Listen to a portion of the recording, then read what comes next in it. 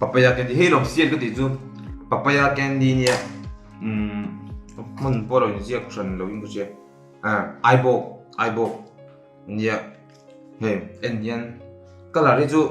mong tầm mà mày muốn thì tụi tôi đi về thôi mà xem nấu bằng năm tụi tôi là ai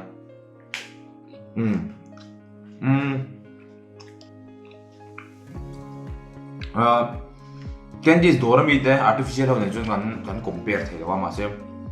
papaya đặc đặc trong cái gì mà artificial này chứ infate pek lang này chứ infate pek gì rồi đồ làm gì chỉ không mua mà thôi chứ mà rồi là sim đó mà em color tem đâu chứ đủ chú sao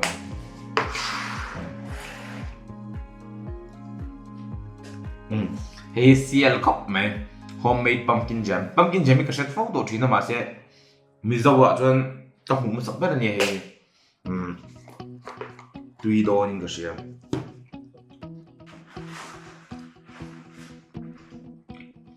tùy liên tục đúng không tùy liên tục pumpkin jam hay hi này tùy chứ xiết thiệp mai từ ngày nào đâu chiang mai cái ngày đâu mà xem jam is tùy chốt cái texture tùy box ya cả ambil ngal tóc vậy tùy cốc mày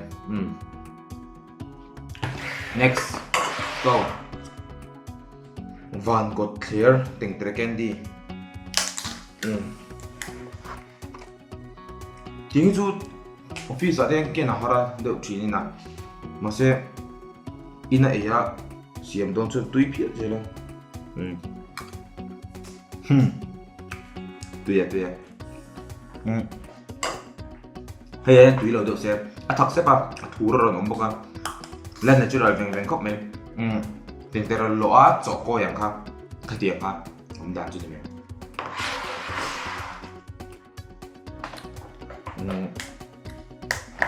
special chana chứ có cái phẫu thuật chuyện nào nhiên sim tùy bình mỏ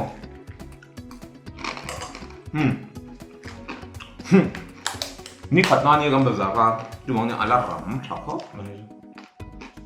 tùy chana chứ tắm to tùy chana bây giờ tụi làm về khăn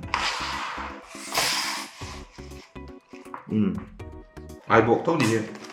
maple candy ibox ya maple candy milk candy xem tụi bay na lâu lộ trong bụi tộc anh ya chứ còn chân ama cả cái chuyện xem môi chân số trào biết đó những cái gì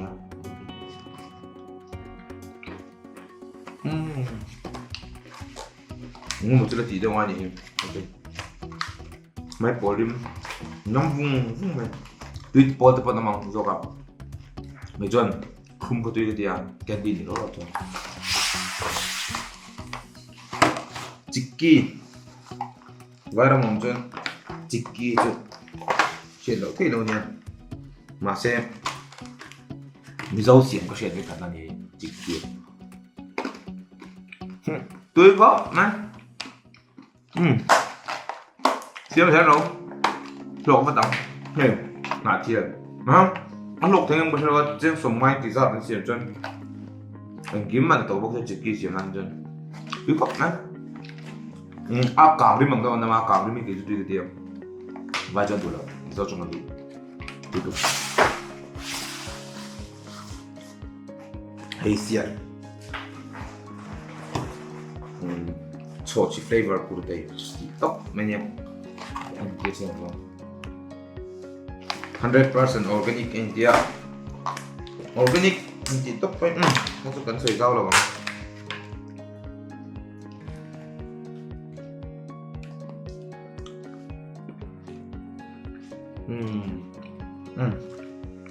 flavor chút tuyệt cá chui đâu cá nghe cái tiếng ăn nuông đâu cá mà sẽ tùy flavor là ngonแต่rim chút tuyệt mà sẽ nghe chia lên nuông đâu ấy nuông đâu các bạn ăn đặc hoa sữa và cá chung mà rim tùy cũng mềm ăn lên